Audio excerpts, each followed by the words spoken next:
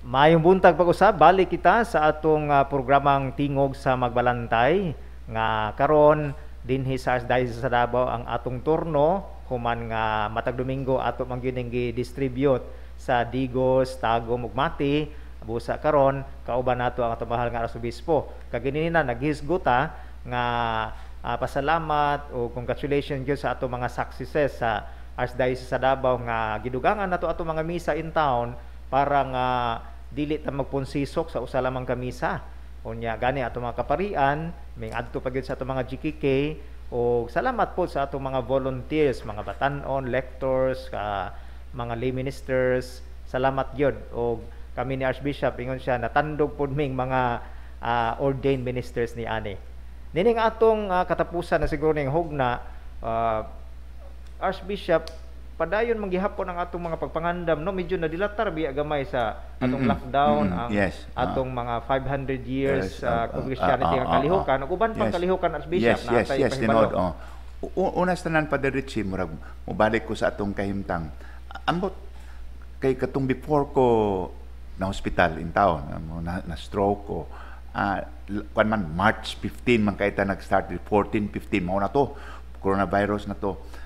Ang akong gibati sa kalisod sa nga giatubang nato hangtod karon murag mi patigbabaw og napakusog ang atong Marian devotion, no, Mama Mary. Kusog kay to giganahan ko ato kay ako dili man ko makapangambog igsuon na grabe akong debosyon. Igor by taon pa akong debosyon. Struggling ba ako pero murag natandog ko ni atong mato di ba nagiskuta nga naana ng rosary pero murag nay magpabilin nga resulta kining pandemya karon og babalik ta back to old normal nga mga families are praying the rosaries og uban pa natandog yung murag ang atong Marian devotion. Isa na di nga milutaw, Bishop, no, sa mga kaayo nga ning tumaw pamilya nga maampuon.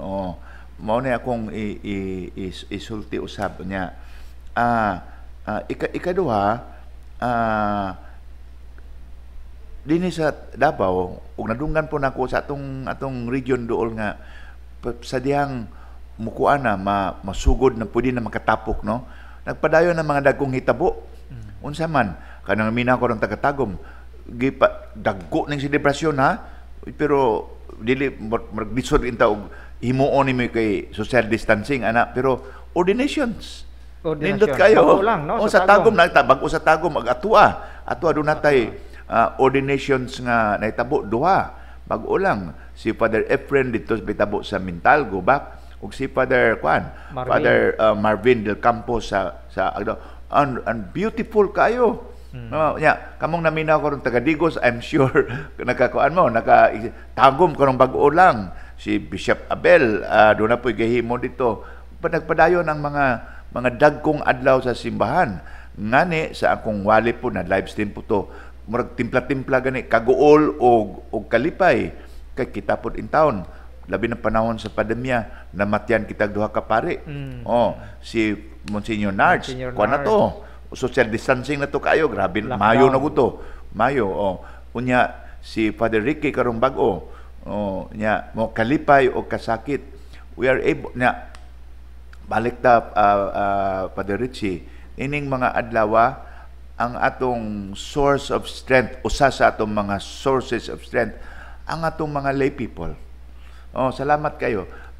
Dunay usa ka hitabo nga matawag na to negative pero positive sa ako nga ang cathedral in town, ko naminaw ko kamo karon nga katong haya ni Padre Nards ba, Monsignor Nards na gipugan man lagi. Mura sila na kung anong pugan man marag na kuan sila. Pero positive akong pagtanaw, pasensya lang kamo. Pero gatanaw ko sa inyong lihok nga pinangga in town ninyo ang mga pare o pinangga ang simbahan. Ingon ana ba, okay? Gusto gud sila mo kuan. Mo lamay niya nahadlok na ta kay basig makitaan ba nga nagpundok ta. So ingon ana kuan pod ang mga tawo nakasabot ra pod pero what I mean is ang ipakita nila nga bahala bahala ni og lisod din panahon na mo adto gyud mi. Di ba kay pagkanindot yun ordinations kay Ingon po kog kamatayon kay hasta pod ang tagom. Naitabuan Oo, pod napoy sila. mga pari, Bishop, Pila no? ila? Mga Oo. ano? Si Father Henry, di pa si Father Henry. Ang naitabo. Katong sa ilahang IP gani si Sa Indigenous bago peoples. sa bukid si kuan Adring Father Adring. Byron. Ah. Unya si Father Monching. Father Monching Lara. Ug si Father Silis. Silis, mao to'y una. Mao pod in town puro ni sa pandemya na puro sa lockdown bag unsa ba. So lisod busa ang kalipay kasakit ang dakong source nato kamong katawhan mga lay faithful nining puntuha pod di nako palabyon ni nga sulod nining pandemya niadtong September 1 nagsaulog kita og makamisan nako atong balik September 1 nagsaulog kita sa Care for Creation. Care for lunsad nato. Unya ambot nakabasa ba mo sa news nga tungod kay less ang travel karon sa mga kanang gagamit og fossil fuel, gagamit og diesel gasolina, ingon nila natinaw-tinaw daw ko ng atong atmosphere. Pero ang punto niya na September 1, Care for Creation. Unya karong adlaw, Domingo, Oktubre 4, karong kinasamtang ta, piyesta karon ni Saint Francis of Assisi, patron saint sa mga environmentalists, sa mga naga-care for creation. Ngani sa Davao, nag-produce kita, English copy lang kato, rito nga magamit sa mga pari kung doon ay mag-request nga magpa-special bendisyon sa ilang mga animals, sa ilang pets, seedlings ba, o plants ba, gimuan na to rito. Murag, ang October 4, dulduol sa September sunod sila nga ang atong consciousness sa creation, care for the earth, nga kinahanglan atong ipadayon. Nindot po ng butanga nga atong tagaag-pagtagad panahon ngano man nahimuot ko sumpay ra gud ni mga igsuon kay kining bag-o man kung padiretsi kining nakibalo ning messenger. Bag-o lang yun kay giingnan ko na pag messenger bishop kay brato wala bayad ang text ug kana sila maan na siya kompleto ning taga DXGN kay si Dexter ang messenger nako. Pero diha ko nakakita sa messenger kanang nasa kuan karon kamo mamaanad mo plantito ug plantita mga mga plantita mo man ingon nila unya pagkanindot kay plants namara makita nimo karon nga marag care for mga pets uy pagkanindot ba nga option sa kinaiyahan appreciate sa mga tanom ug hinaut unta nga mahimo kining dili high class nga murag kanang usani gimmick o kanang ay basta ordinaryo nga bougainvillea sa kilid nimo patambukan na sa imong ordinaryo nga tanom nga naa imong mga hayop pagtagad sumpay ka na sa si Padebong manangunaan ni karon asak na to asak sa care for creation di pa kainin nakabuylo hinahinay ta pero maabot ng panahon nga makahimo kitag dugang pa pinaagi sa lihok sa simbahan. Unya kasi klase ni padulong ta ang lain na pod nga mga igsuon dinhi sa dali tama ta dakong pangutana nato karon in the context of pandemya makadto pa kita sa sementeryo katong November 1 ug November 2 dako man kalag pohon kalag pohon dako gina una na kay balita nga sa Manila dili kay kuno dili gyud dili matuon ingon ko wa mo daw na national directive sa IATF nga dili makaadto sa sirado mga sementeryo. Ay pila ka adlaw nga dili kay mao mo gining pundok. Wa na pasabot nga pwede ka maguna-una karon. Dili ka na bang pwede wa pasabot nga dili ka pwede mo una-una karong bisita para dili mapunsisok. Basta kanang mga adlaw lang dili pwede. I presume na maupod na applicable ka na sa Davao. Busa ka mo naminaw karon sa Davao pareha kita nakadungog sa maong news kay murag nationwide man nga direktiba. I presume nga mao na may tabo sa Davao muhatag lang siguro pug ko dili madugay og direktiba, murag guidance para ato nato dinhi sa Davao. Siguro, Father Richie, I would venture, murag akong iput in akong thought nga, panahon po ni siguro nga murag muposta gamay, kay murag kay year after year, sementeryo. Kada katog yung naanda na itong buhaton. Muposta sa quality sa atong paghandom sa mga minatay. Muposta mga igsuon na ang November 1, mura ko broken record, ang November 1, dili na sa patay, apan November 1, Todo Los Santos, para na sa mga murag ang glory, ang may tabo kung buutan ka, mahimo kang santos diya sa mata sa Ginoo. Mura pagdaog ang tunos sa November 1, dili patay, madaogon. Busa that day makes all the more nindot kay November 2 maghandom ta sa patay. Kining patay di ay nato, ang the day before gi-celebrate ang possibility may tabo nila. Mao na nindot sa duha ba. Kay lagi ang atong naandan gabaha na ta 90% nga nakalimutan nga ang November 1 dili para sa patay, para na sa mga santos. Mao nang gigamit na ko mo posta gamay. Atong basig na mensahe ang Ginoo ni ini, Mamalandong ta. Dili ginapariha lahi ang November 1, nindot ang tunos sa pagampo niya ana. Maka doon na mensahe alang kanato bugat og seryoso nga mensahe alang sa atong pagtuo og lahi usab ang November 2. Salamat nga kita karon napahibalo advance no kay tingali Oktubre man ta karon, Oktubre 4 sa sunod nato nga tingog sa magbalantay sa Davao human na ang November 1 o November 2. Pasidaan lang ko sa Davao nga soon with that background mohatag putag bisag almost like repeating what is publicly known og siguro mga pipila ka guidelines bahin sa parokya gyud. Pero ay mo ka guol mga igsoon kay padayon manggihapon ang atong mga misa no. Padayon ang atong misa always. Ako ang ganing gipasabot nga basig kinanglan I always say something nga maybe nasabot na pero di ko mo citate nga ang atong liturhiya wa ginamuhunong oy. Wala mo hunong wala na misa dili sayop nang walay misa. Nagpadayon ang misa, wa mo hunong na pandemya, wala mo hunong na. Ang ihunong lang kadtong modo sa misa nga naay mo tambong. Pero ang misa to praise God, to thank Him, to implore Him for His help for us. Mga misa nga inubanan sa mga santos, mga misa nga inubanan sa atong pag-implore, gipangayo na to ang intercession sa mahal nga Birhen.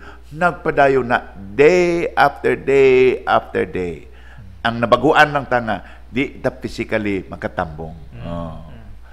So mga igsuon, napapatay dugang Archbishop sa laing mga kalihukan. Ingon ka Father Richie nga, ang gipaabot na to hapit sa mantaron Oktubre na. October 4. September no. Oktubre, pag November usually sa style nining recent years sa simbahan din sa Pilipinas. Mao na beginning sa murag special tuig. Murag ning sugod na ba? Murag Advent pagod na. Nya kaning mga tema-tema pod. Ang punto nako nga November unta mao na ang opening sa Jubilee year of the 500 years of Christianity sa Pilipinas. Kadung naman mo ana no. November pa lang mo na sugod na gimmick na. Ana kay actual celebration 2021 pero ihap na kita na ba marag 22 una makalibog na usahay god puro una na ba kay ana man ta ang atong scheduling sa simbahan by Advent no nakaron kay nagpandemya man. Busa akong ipebalo din ni karon kanang nindot nga atong ipaabot 2021 kay lagi atong handumon niya ng tuiga ang pagtisok matawag na to sa liso sa Kristiyanidad ini sa Pilipinas. Mauman ka na ang sa ulugon na usab ang mga kalihukan sa activities. Unsa man atol man pod Father Richie nga ning on leave ko tungod sa akong sakit. Tungod sa akong sakit na. Pero nagtawag ko sa Cebu kagahapon. Kagabi tawag ko sa Cebu. So nangausap yun. Wala na mission congress. Ngani niingon ang Cebu ngani ay dili ni definita. Pero ngani ang Cebu dakong posibilidad nga walay sinulog. Okay, mag-prepare ba ka ahead for murag ilang presumption murag lisod ang sinulog. Paminaw ha, wala ko nag-ingon nga wala. Kasi kumingon mo balita sa pataka ng Archbishop sa Davao. Pero dungon ako murag nagduwa-duwa sila sa sinulog. Okay. Now, ang punto nga ingon si Archbishop Palma, ang ilang murag gitarget gyud nga posible pahitabuon mao ang April 14. Pahitabuon na. Kanang pasabot nga pahitabuon nga open nga marag makaadto ta. Na mo na hope nila. Na sila mga activities pero internal lagi tungod sa pandemya. Pero kana ba ng national celebration nga murag kuan kayo dungog pag-ayo niya ang emotion na tumdaga wow makaadto ta. Basin daw may tabo na sa April 14. Unsa man na? Mao man ay mga feature sa 500 years of Christianity. April 14 mao ang paghandom sa unang bunyag. In fact, mga bunyag, first baptisms in the Philippines. So, ingon si Archbishop Joe nga, doon na may plan A, plan B, plan C. Simba ko magpadayon ng pandemya, na sila plan B, pero ang pinaka-ideal silang planong open na kaya wala nakintay. Pasabot naman, basig na vaccine na. So, mga igsoon, at sa atong kalendaryo, bantay ta nga morag napay dako nga may tabo sa April 14. The many other activities, Father Richie, for 2021 murag ipang sibog. In fact, ang Mission Congress murag sa 2022 na nalunggan ako. Ambot basta kay puro ni ambot lang. Pero from the horse's mouth kumbaga si Archbishop Palma kanang importante nga date April 14 first baptism murag doon na tayo chance nga ilang ipaninginaot nga organization ka na sa Cebu. Second, ang doable na to sa Davao sa kalendaryo, doable is the Easter Mass. Misa sa pagabanaw sunod tuig. Abril gyapon siguro nakalimot ko unsay date ana. Kay makamisa man ta sa atong kuan. Ang original plano dili na mawala. Balikon ako. Sa 2021 ang mga plan dinhi sa Davao nato. Klaro pag-ayo nga makahimutan niya ana atong paninduton ang atong Domingo sa pagkabanhaw aron paghandom lagi sa unang misa unang recorded mass dinhi sa Philippines sa atong liturgy committee sa atong pastoral teams ato ra kanang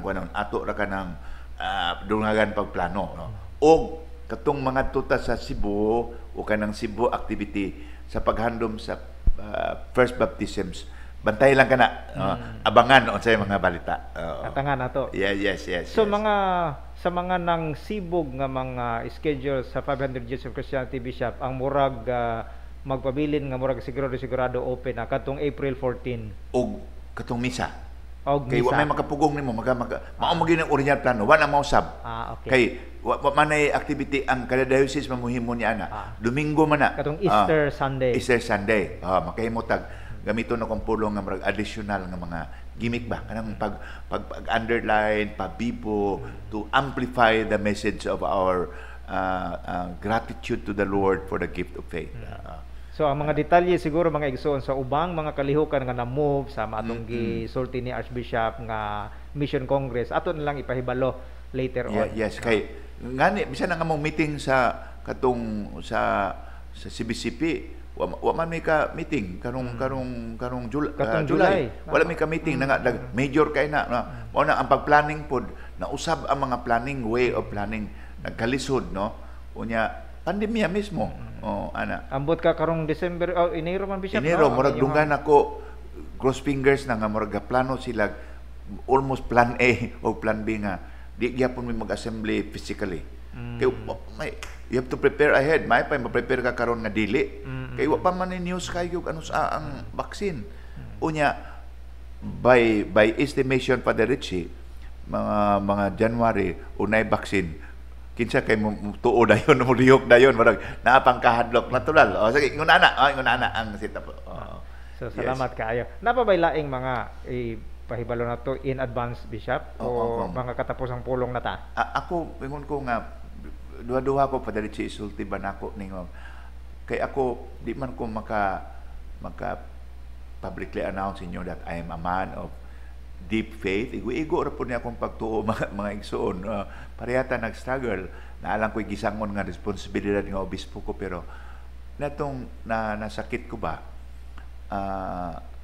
I expected nga, anak gina, giampo ka na mo, bishop mo. Pero yuson man na, ampo ka na mo, bishop, pero parang ka lang istorya sa hay, pinam lang isulti, kay isulti magin nila na, pero giampo ko nila no, niya. Nag-ampo po din taon kong ako kaya lang di ko mampo sa kong kaugalingon niya. It was a test of faith. Please, tuhoy ko ninyo yung taon, kaya ako ginag-experiensya ang akong pag-ampo, there was even doubt sa quality sa akong pag-ampo. Usbon ako nag-ampo ko, but dahil dua-dua may abot na ko, insakto ba akong pag-ampo? Am I speaking to God properly? In other words, Padre Richie, unsa man ang pag-ampo, So, ang nakatabang na ko, kaning mamameri ta, di ba? Mamerita. Gidala timing man mga igsoon akong balikon. Na-stroke ko ba, kanang gibati na ko, nagrosary in taon may pagkakrasya. Ug na-stroke si Balis ng tanaog teleserye. Ulaw kay na. Di man na dito nagatado sa sine teleserye. Okay man po na, wa ko may umadautan ng teleserye, pero pagka na-stroke ko, diha pang rosary sa akong bulsa gyud kay nag-rosary in town me. So mamameri pod akong makaingon po ko nga kumpara sa ubang mga obispo, ang ako itong debosyon sa Maria, igor po taon mas kusog pa ni kang maan. Inyuha ako ay igor, sabay-sabay lang ko kay obispo ko. Ana rin taon na, pero nag-ampo ko niya. Akong ibutang ang rosary, lalo sa kong unlan sa ospital, ay kamo maayo mo mong late testimony. Ako ito ng gamay nga testimonyo. Nag-ampo ko, Ginoo, kung imong pagbuot, ayuhain taon ko niya. Ako yung gibati sa kagabi, ako naman gisulti, pero sa gibati, pinaagi sa damgo ba? Pero di ko maulaw ani kay, ang Biblia ba yan, daghang kay damgo. Nagdamgo jud ko, nga, giayo ko. Yung pagkabuntag, wa ko na ayo. Nga ba, mao na istorya ba? Pagkabuntag, wa ko na ayo, pero paggabi, pating laruha, ang Blessed Virgin Mary nga nag-ingon, klaro kay ni Padre Richie nga, ayuhon ko ikaw. In fact, Padre Richie, murag, I think, pagkagana nga nagabi, nag-isa-isa ako sa akong kamot, gibati na kumurag, naglihok-lihok ba nga naayo ko. Maybe dream lang. Pero pagkabuntag, balik ko, pero ako ginagigunitan nga maayo ko niya. Salamat sa Dios. Iyang pabuot, dili ko nga I'm better or what. Iyang pabuot nga ko ngayon. Usahay ba yan na mag-ampo nga dili ihatag sa Ginoo. Ayaw mo pag-ingon nga sa ako aday wayatag sa Ginoo. Dili na. Pero always musalig kita sa kung atong ibutang atong kaugalingon sa kamot sa Ginoo, dunay kahupayan ba? Dunay comfort, dunay strength. Busa, balikon ako. Salamat yung pag-ampo. Mutuo kita sa pag-ampo natong ampo ay kita, isig kaingon, ug atong pag-ampo sa kaugalingon.